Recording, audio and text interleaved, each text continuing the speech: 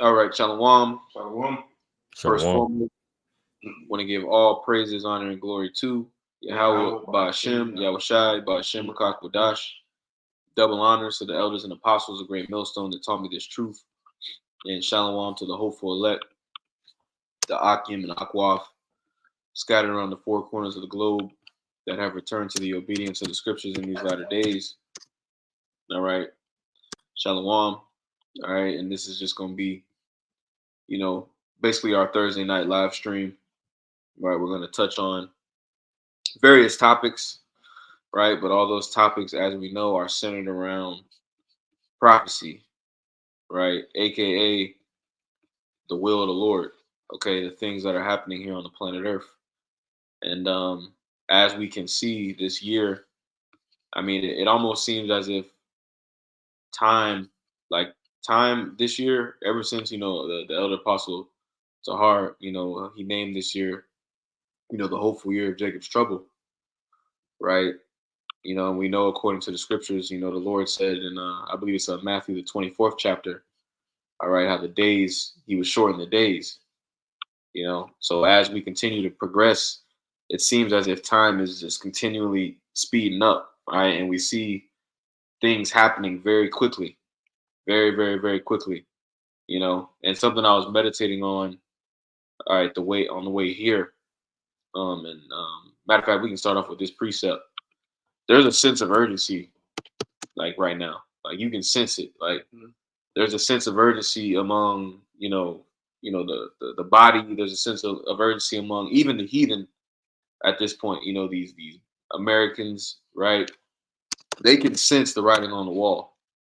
The spirit of prophecy has really begun to rest and settle on the planet Earth, and we're beginning to really see like the fruits of it. You know what I'm saying? Like just people at your job, you know what I'm saying, talking about what's going on, wherever you go, and that's a testament to the times that we're in. All right. This is I'm gonna start off with this. And then if a brother had a precept, you know what I'm saying? This is Romans chapter 13 and verse 11. It says, and that knowing the time, that it is high time to awake out of sleep, right? And that statement right there basically implies a sense of urgency. All right, case in point, you wake up, right, first thing in the morning, right? And you're supposed to wake up at 6 o'clock, right? You wake up at 5:50, right? And you work 30 minutes away. All right, there's a certain level of urgency, all right, that you're gonna have, right? Because you're about to be late. All right, and that's really the sentiment, that's being conveyed, because when you go into that phrase, a high time. Matter of fact, Malak, if you don't mind, could you actually go into that in the Greek real quick? I'm gonna see what it says. Baba Kasha.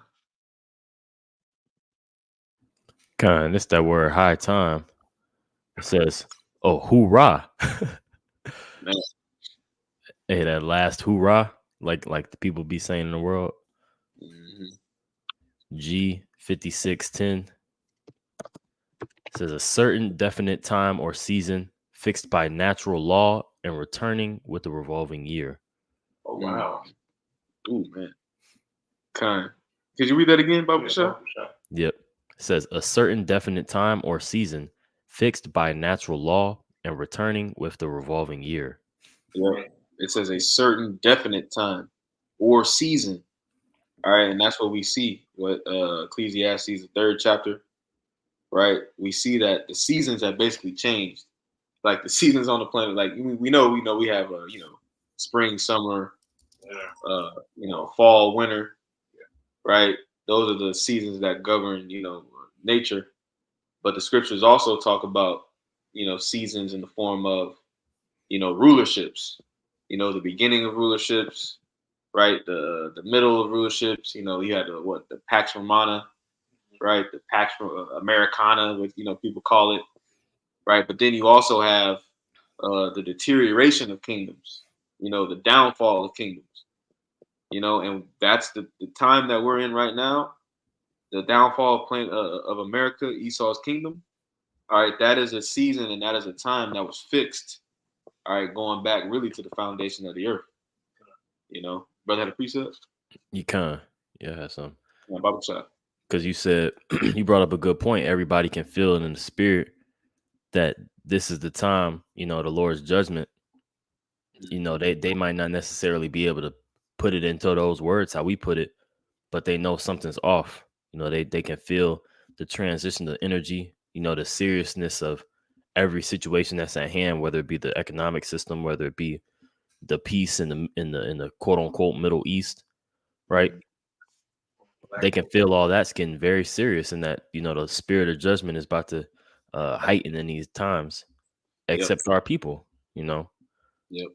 But And this is it's like, if I may, just real quick, a quick testimony, because I was talking to Tasha about this. There's a person, somebody that I work with who is from the Middle East, from Lebanon. Mm. It was a girl. She was talking about her father. Her father was actually in the Lebanese, military at some point of his life. Oh. So he's like real in tune, the things that are going on in the Middle East. And she said recently that she was speaking to him about this, and she's used to. They're used to, when you from the Middle East, you're used to war and particular things going on. But she had made a point to tell me that this time, he said that this time is different. He said that this time they're like that, just the intensity of it and like the spirit of what's going on over there. Everybody can tell that this is it right here. You got it, Doc. Hey, yep. This time is different. A time like no other. Mm-hmm. Man, hey, no, that's hey, that's a testament right there, bro. These people can feel it. Something's different about it. But yeah, this is Jeremiah 8:6. And as a pretense, what I'll say is that the other nations are likened unto beasts too. But it says, I hearkened and heard, but they spake not aright. No man repented him of his wickedness, saying, what have I done? Everyone is turned to his course, as the horse rusheth into battle, right? And everybody is in there a lot, right? Everybody is in there a lot. Niggas going harder, driving Hellcats faster, and Israel is more on fire. I'm talking about the Israel of the Most High. The elect is on fire. Winning their fights in the spirit. And making their calling and election sure. But a lot of our people, man, they're still, in that folly spirit. Verse 7, it says, yeah, the stork in heaven knoweth her appointed times, and the turtle and the crane and the swallow observe the time of their coming. But my people know not the judgment of Yahweh Bashim Yahushai. Yep. Man, that's it, bro. That's it, man. Because these people, bro, are lost in the sauce. These people are bugged all the way out, and they're ultimately under the hypnosis of this devil, right? These enchantments and this witchcraft that the powers that be, are using against these people. They lost. You got a precept, brother? Con. You got it. Hey, Con, this is Second Ezra, chapter 7. I'm gonna start at verse 34. It says, but the day of doom shall be the end of this time, and the beginning of immortality, or to come, wherein corruption is past. Just going into the overall philosophy. Damn, that's in my throat. But yeah, kind of just going through the overall theme of how this place isn't ready for what's to come. Okay, and what's to come is the downfall of all these kingdoms that's been prophesied. All right. Hey, Ak, you said second Ezra 7:35? Yeah. Second Ezra 7:43. Oh, 43. There we go.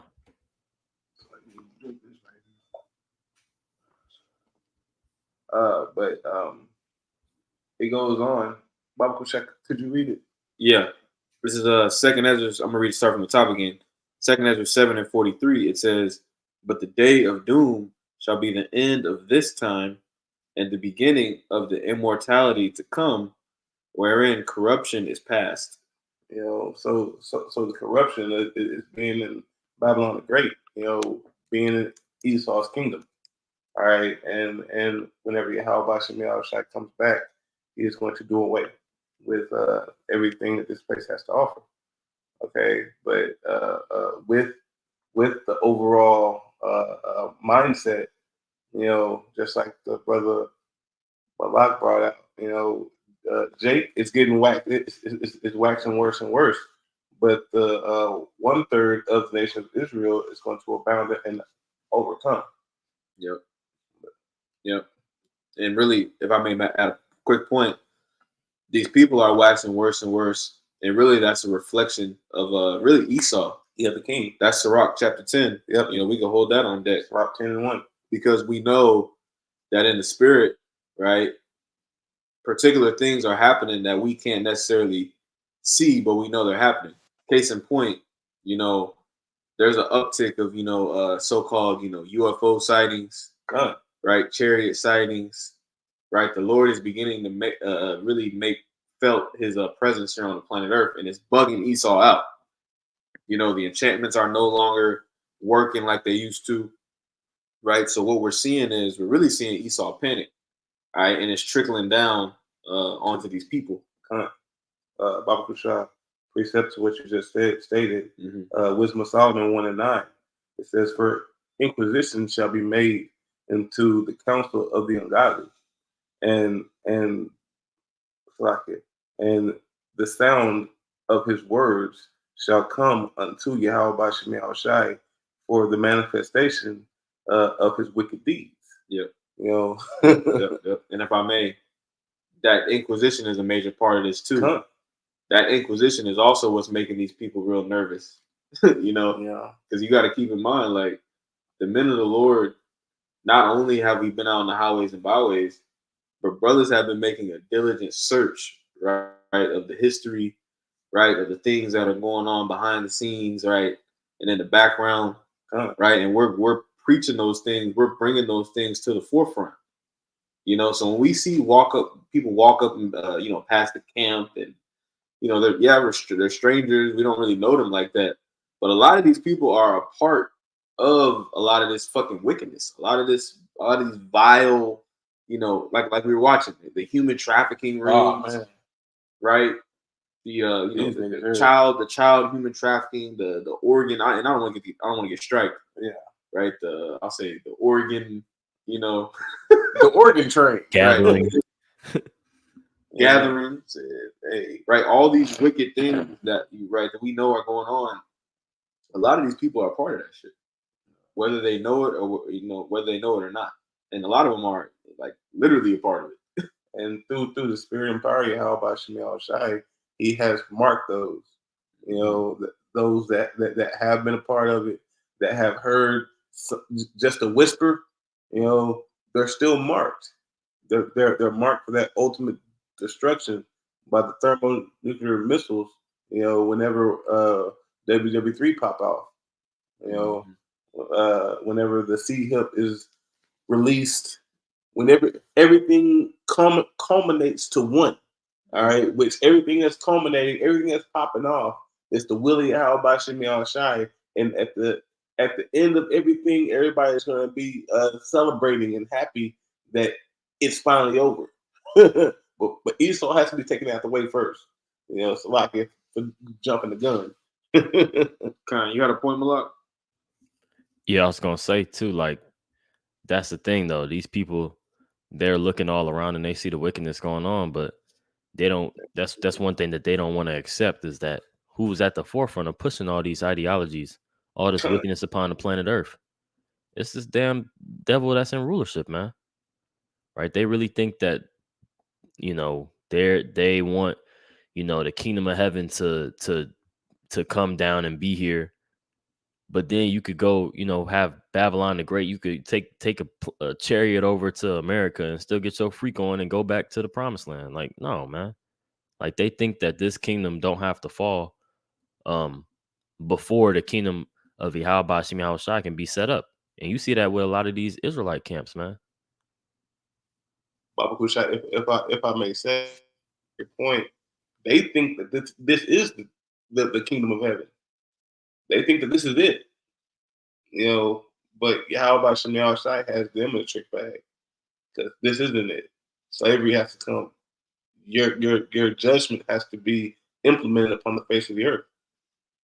You know, so like you got it. Con, you go ahead and start on that Sirach 10, Malak.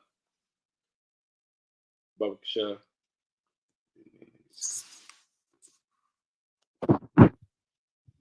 Con. This Sirach chapter 1 or Sirach chapter 10 verse 1. It says a wise judge will instruct his people, and the government of a prudent man is well ordered. Right, and you know, that's the spirit that's you know, here today. You know, the government of a prudent man is well ordered, and we know that Babylon the Great is known as the city of confusion. You know, this place is you know, well, Babylon, it, you know, it literally means, you know, confusion with mixing, right? And that's opposed to what Yahweh Bashim Yahweh Shai has set up, right? There's no prudence, right? And we see the insight of teaming failing, you know, as it talks about in Jeremiah, the 49th chapter, right? Their wisdom is failing, it's lacking. They're slipping in their own vomit right now. Verse 2, and Arak, you got it if you back. It says, as the judge of the people is himself, so are his officers. And what manner of man the ruler of the city is, such are all they that dwell therein. Yep. That's that. Can you hear me out? Khan, I can hear you well. Okay, Con. Yeah, that's that. That's that trickle down effect, you know, that we were talking about, right? And that's really the danger of taking refuge, you know, in this world, right? Being, you know, taking part of any philosophy or ideology that, you know, this world presents. Ultimately, it's all a derivative of Esau, right? The wicked, you know, the basest of men, you know. So now it's being brought to light, you know, just how vile and decrepit these people really fucking are, man. You got it. Khan, verse 3, it says, an unwise king destroyeth his people, but through the prudence of them which are in authority, the city shall be inhabited. Mm-hmm. And it says, an unwise king destroyeth his people, right? And that's what we've seen Esau do, right? Through that wine, all right, and through that sword, right? Which is really a testament, you know, because it's not, you cannot rule a kingdom forever with that strategy, right? It's just not going to work. You know, a matter of fact, the scriptures talk about, I forget what scripture that is in Proverbs, right? It talks about how the joy of the king is in a multitude of the people, right? Let me see if I can find that real quick. For sure. Khan, while you get that, I got that word destroyer. Okay. It says a plunderer, a killer, right? Destroyer. Oh, and that's what this man has done, right? He's what the scriptures call him, a thief and a vagabond. You know, somebody that's on the run. He plunders, right? Rape, robbery, murder. Right? He's that destroyer, right? That destroying mountain, as the scriptures call him too. You found that out? Yeah, I found it. It's Proverbs 14 and 20. You know, because the point that I was going to make is, you know, basically, like when you look at, you know, the school system, when you look at the economic system, every facet of this society is built to destroy you, right? So, and especially you so-called Negroes, Latinos, and Native Americans, first and foremost, right? It's meant to destroy you, all right? And even when you go on a bigger scale, when you look at like, you know, Americanization, right? Or, you know, these other nations, you know, basically copying the image of the beast, taking on the image of the beast, is really a setup. It's a snare, You know, and that's what these heathen have realized, and that's why they're going to turn and hate the horn and burn it with fire. It's part of that. That's why it says in the Psalms, I think Psalms 2. So like, that's why it says in their Psalms chapter 2 verse 10, how the heathen was mad, because they were mad because they found out they got duped, that they weren't going to receive the things which Esau, boasted about. That's why they're over here right now trying to gain the American dream. But it's not a dream, it's really a nightmare. Yep, Jeremiah 51. Oh, it's Jeremiah 51. Yep, Jeremiah 51. Slovakia. No, you good. But yeah, you can bring it out. Khan, this is Jeremiah chapter 51 and verse 7. Yeah. It says Babylon, right? And that we know that word Babylon means what? It means confusion. Matter of fact, Malak, you brought that up a second ago. Confusion by mixing. Yeah. The mixing of the nations. That's why the people be talking about, I'm mixed with this. There's no such thing as a mixed seed, but you got it. Khan, Jeremiah 51 and 7 says Babylon had been a golden cup in the Lord's hand that made all the earth drunken. The nations have drunken of her wine, therefore the nations are mad. And if I may, really the wine, like when you consider the wine, a wine is just a beverage. That's not even a side dish, right? Because really these heathen, they really been having a whole feast, feast, right? And you so-called Negroes, Latinos, and Native Americans, y'all been the ones y'all been the beasts. Y'all were the animals, the beasts that were slain, in order to make this feast. But in the midst of, Esau and the heathen coming together, right? Psalms 83, right? Edom has been pushing these ideologies and these philosophies, man. And like the brothers beautifully going into, they've pissed off the heathen are sobering up, and they're realizing that they were drugged. Not only were they drugged, but they were, taken advantage of. At the same time. That's what is that? Habakkuk 2? Yeah. I'm talking about woe to them that giveth his neighbor strong drink. That put it the bottle to him. Yeah, Baba Kashai, we can pull that up. Because Khan, I got that. it's like Khan, you got it. You got a point? No, you got it. Khan, it's Habakkuk 2 and 15. It says, woe unto him that giveth his neighbor drink, that puttest thy bottle to him, and makest him drunken also, that thou mayest look on their nakedness. And they wide open. Yep. Wide ass open, bro. Yeah. You got a point, Malak? Hey, that's show you that too. Esau come in the spirit of Ham, because that's exactly what Ham did into Noah, right? So and then this place is Babylon, right? Confusion with mixing, and this merged all these empires together pretty much to create this beast, right? All this system is the most wicked of all, and it worships the same deities that all these other heathen ruled through the power of, and created this beast system, man. And they've all the heathen have partook in it, man. But they're gonna drink that cup too, that cup of slavery, that cup of recompense, that cup of judgment the Lord's gonna give them too. Lord's he's righteous like that. Oh, matter of fact, yeah. Say that next verse. It says, thou art filled with shame for glory, drink thou also, and let thy foreskin be uncovered. The cup of the Lord's right hand shall be turned unto thee, and shameful spewing shall be on thy glory. Good. Yep. And spewing.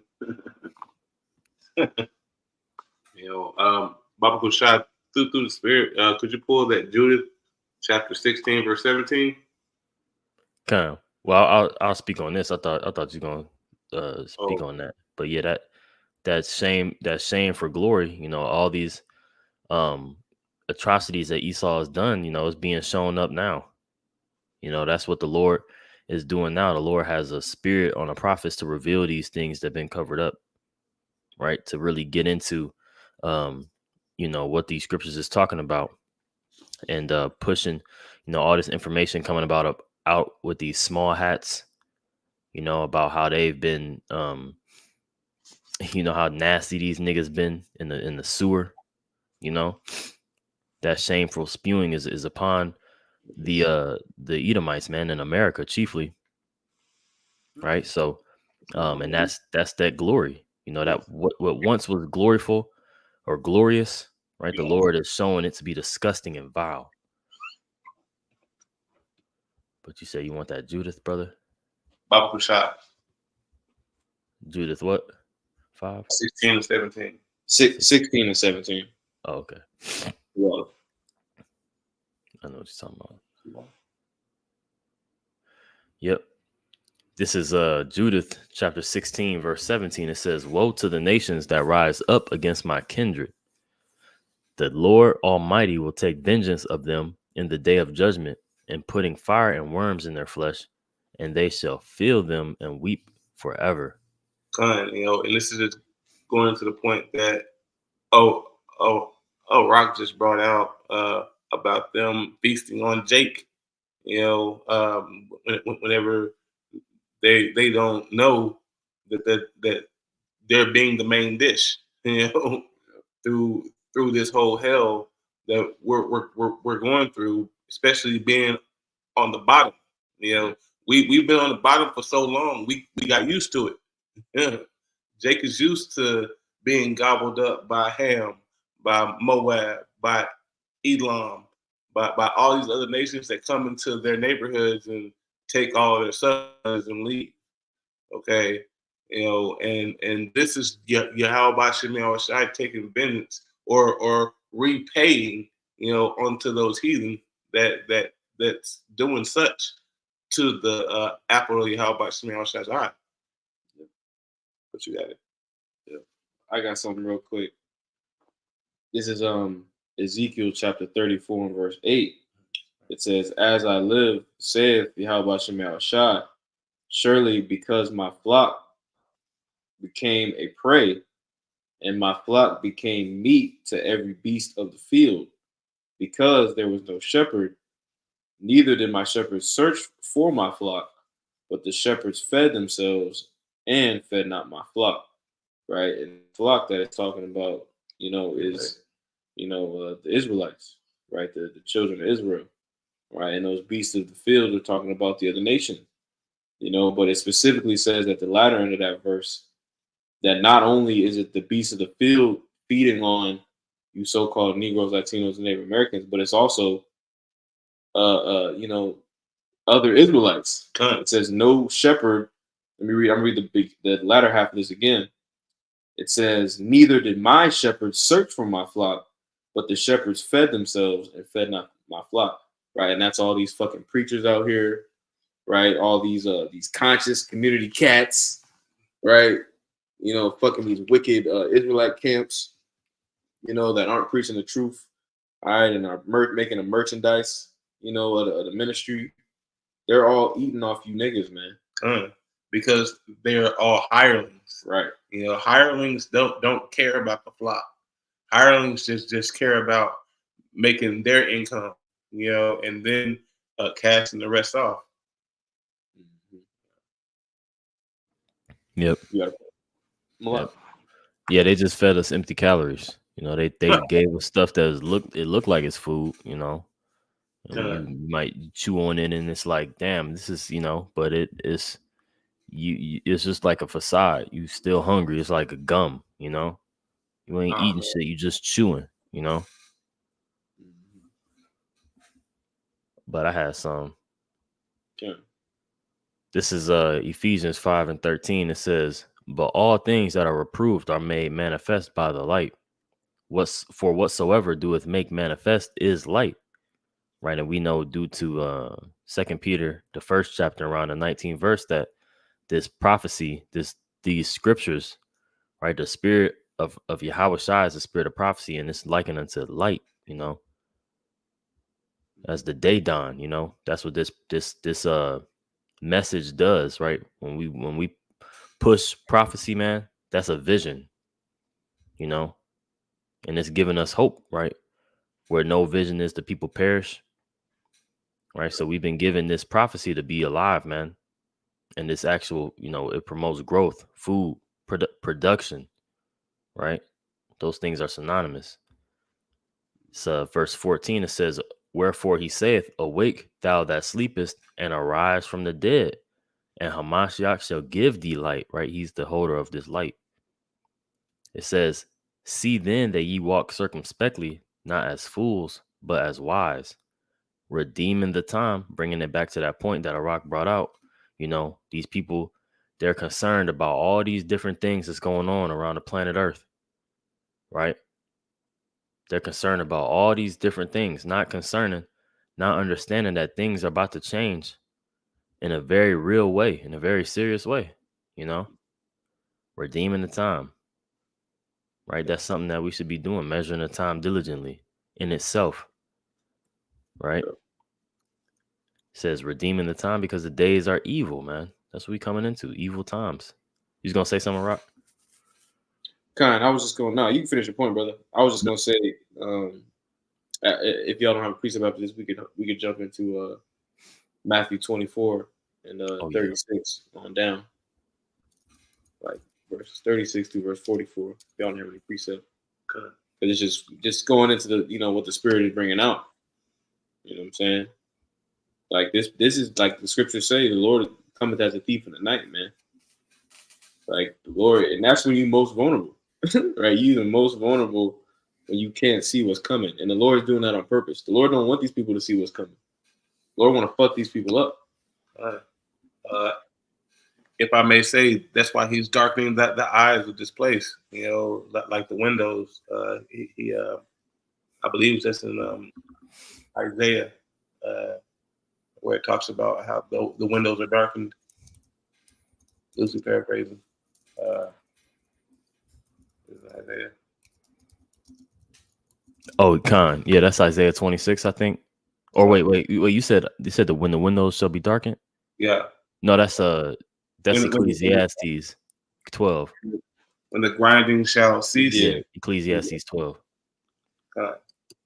You want that? I get that real quick. Because that's what it's also going into. How about Shemai Shai doesn't want these people to see, nor hear, nor know, or when the sword's going to come.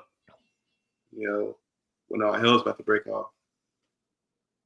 And that goes into that Matthew 24 as well. Con, I got it, Malai. I can read it if you want. Con. And I'm going to start at verse 1. It says, remember now thy Creator in the days of thy youth, while the evil days come not, nor the years draw nigh, when thou shalt say, I have no pleasure in them. Verse 2, it says, while the sun or the light or the moon or the stars be not darkened, nor the clouds return after the rain. So whenever the wisdom, that the sun, the moon, and the stars, that's wisdom. Whenever the wisdom is around, lean into Yahweh Shemai Shai. In that verse previous, Babu Shai, Salaki.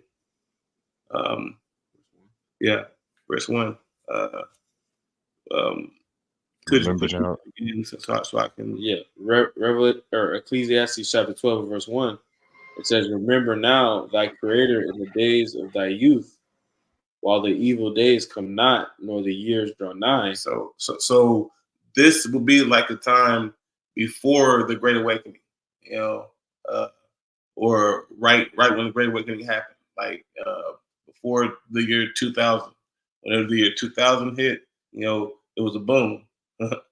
But we were supposed to be spiritually, seeking out the Yahweh Shemai Shai right when we came back in, right whenever He brought us back into the ministry, as as a people, knowing who we are, and who we are fighting for. That was the time to hit the ground running. But now we here to the end. Yahweh Shemiah Shai has worked on marvelous work from beginning all the way to this end that's about to manifest. But you can continue on 3. So I can. Verse 2 again, it says, while the sun or the light or the moon or the stars be not darkened, nor the clouds return after the rain, in the day when the keepers of the house shall tremble, and the strong men shall bow themselves, and the grinders cease because they are few, and those that look out of the windows be darkened. So the grinders cease. That's where we're coming into. There's not going to be no more jobs here in a little bit, especially whenever World War III pops off. When World War III pops off, they're going to try to funnel everybody into the military and industrial system. Yeah, and supply chains are going to be destroyed. Oh, they're going to be. And the Lord's so cold. The way that this, the way that the world is set up at this point, you pretty much have one country, China, supplying everything, producing a ridiculous amount of product. A ridiculous amount. And especially when it comes to America's economy, our economy is wholly fucking dependent on China, and they know that. They know that. That's why I was listening to a podcast the other day, and China was talking about going to America for some bread. And I'm like, China, they own everything. Yeah. Everything is made. They own the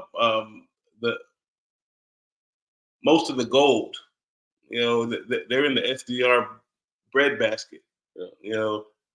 Now they got added in last year. Mm-hmm. So with them being added in, they have more money than America, but yet they're trying to drain the swamp dry. So didn't mean to go on a tangent. Mm. You want me to keep going on Ecclesiastes? Nah. Hey, if I could say too, that's why our policies are lining up with them as well. Huh. Like how they're having that really, when we see an article pop off in China, we see that as pretty much it being published in this system. They mirror each other. Yep. Yeah, they mirror each other. Like how they're pushing that MOTB for 2025. That's gonna happen over here too, man. They're part of that same system, man. And Baba Kushai, don't forget to throw Russia in there too, because they're locking step too. The whole world is engulfed in this shit. Yeah. Yeah, they all want to get a piece of that NWO, but the scriptures say that the Lord is gonna, in the fullness of their sufficiency, He's gonna, pretty much stop them. He's not gonna let them finish that food, that meal, which is consuming you Israelites, man. He's not gonna get the victory. Mm-hmm. Were we holding something else before the Ecclesiastes? Matthew's. Yeah. Oh yeah. 6. Yep. This is Matthew chapter 24, verse 36. It says, "But of that day and hour knoweth no man, no, not the angels of heaven, but my Father only." You got it. And that proves too that the Yahweh Shai and the Father are different, man. But verse 37. Can I make one point on that? That also builds the anticipation. That adds to the level of the dramatics, if you will. Because we know this is the Most High's movie. Only the director of the movie knows when certain things are going to happen. That's really a heavy scripture right there. You got it out. Yeah, they might have a a scene in the movie that's what is it where it's what do they say? It's like role played instead of fully scripted. like the Improv. yeah, yes, it's improv. So like there might be a certain trigger for something to happen in the movie, or something kind of goes unexpectedly, but the director ultimately set it up so it can the character can play a character and leave it open. Well, Oh, that's hmm, nah, I was thinking like a build up.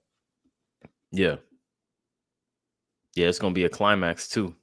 But you know, Yahushua, um, hey, Yahushua, he doesn't know, you know, the time, but hey, Lord gonna give him that go ahead, and he gonna be able to improvise, you know. Yeah, that's gonna add to the zeal of Yahushua too, because Yahushua's in the heavens. He licking his chops, you know. So as soon as he get that green You light, broke up, man. Ak. Okay, con. Can you hear me now? Damn. Can you hear me now? Yeah, you back. Okay, con. You keep going on Matthew 24. Kind. This Matthew 24 and 37, it says, "But as the days of Noah were, so shall also the coming of the Son of Man be. Mm-hmm. For as in the days that were before the flood, they were eating and drinking, marrying and giving in marriage until the day that Noah entered into the ark." Yep, and that's what we see happening right now, right? Everybody's just going along, right, doing their thing, you know, playing video games, right, going to the football game, right. These people are just going to continue to go along with their mundane ass lives, all right, until they can't, all right, and that time is coming very soon. You know, it's coming very soon. All right, we see Esau lining it up, right? We see the immigrants all over the damn place, right? You got just random fucking Northern Kingdom everywhere, you know, and we're in Texas. You know, we might see a little bit more evidence of it here than other places.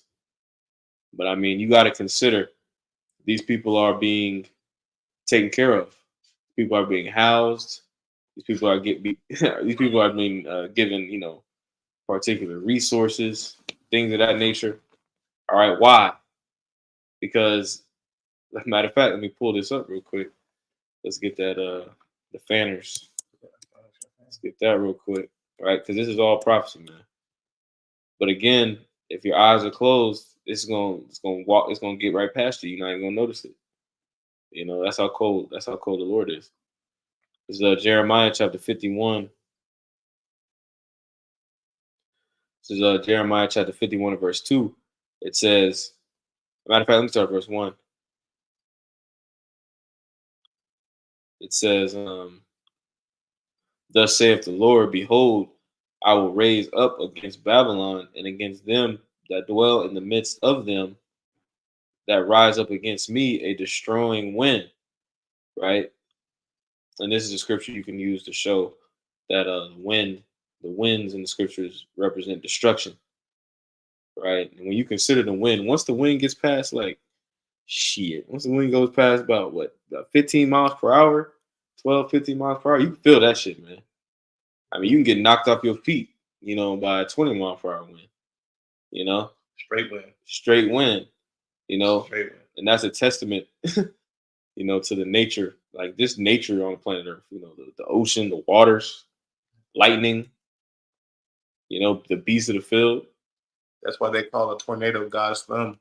Mm-hmm. You know, because you know if you ever seen a tornado, like with humanly eyes, Mm-hmm. that's wind destruction. You know, houses getting blown around, cars flipping. You know, how about Shemi Al wasn't playing whenever he made such a violent, reaction with just wind. Mm-hmm. But we can get back to it. Con, this is Jeremiah 51 and 2. It says, "And will send unto Babylon fanners." All right, and I want to get a couple words in this. It says, "And will send," right? And that word in the Hebrew is shalak.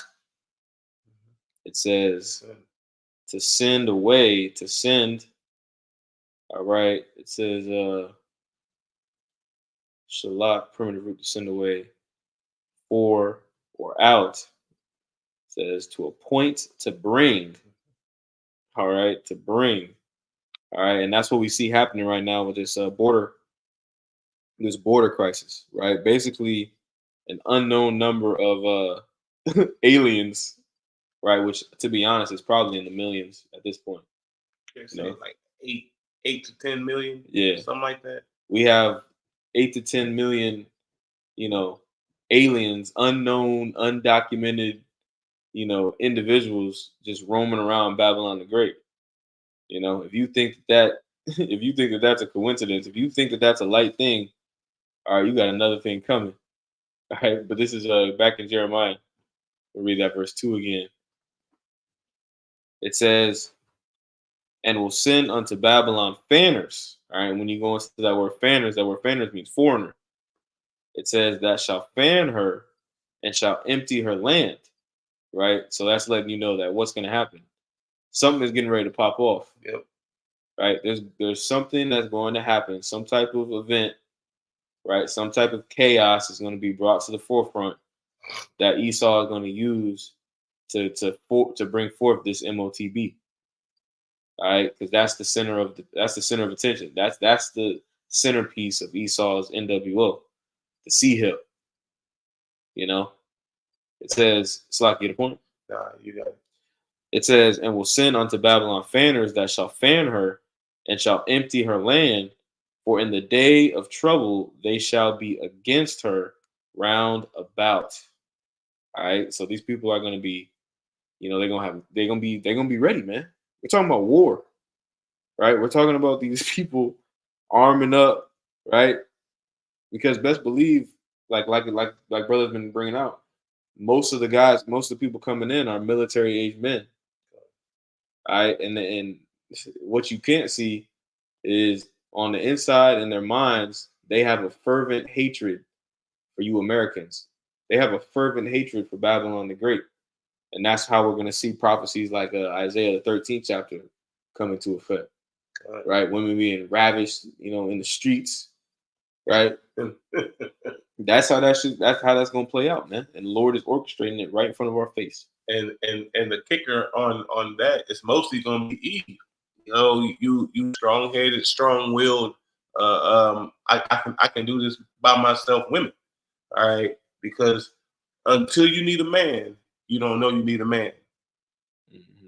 And through the spirit and power of Yahweh Shemi Al-Shai, he's setting it up to where you're gonna get caught off guard. All right, and whenever it comes, you're not gonna see it coming. Yahweh Shemi Al-Shai is gonna be at your front door. Hey, if I could add, Salomon. if I could add too, everybody's gonna realize that they're gonna need to rely on something.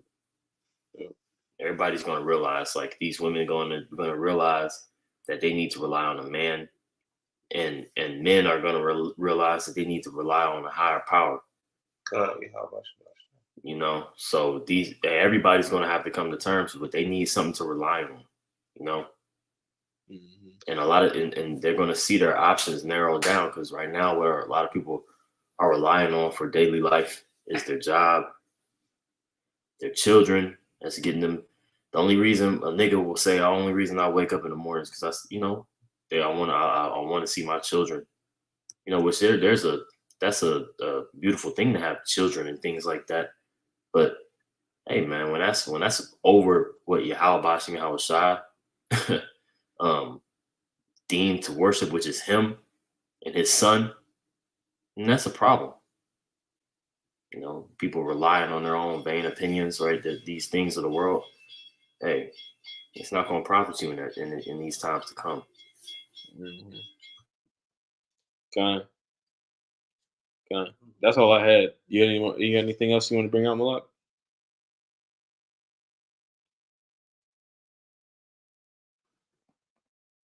Hey, Malak, is there anything else you want to bring out? No, I'm good. I thought I was gonna catch y'all on that Matthew, but it's all good. Okay, come on, we can finish that out. Where's it at? Let me unshare my. Or actually, I'll pull it up on mine. This is Matthew chapter 24.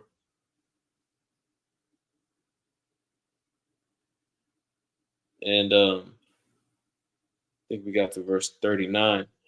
I'll start at verse 38 again. It says, "For as in the days that were before the flood, they were eating and drinking, marrying and giving in marriage, until the day that Noah entered into the ark, and knew not until the flood came and took them all away. So shall also the coming of the Son of Man be." All right. And I'm going to jump down to verse 42. It says, "Watch therefore, for ye know not what hour your Lord doth come.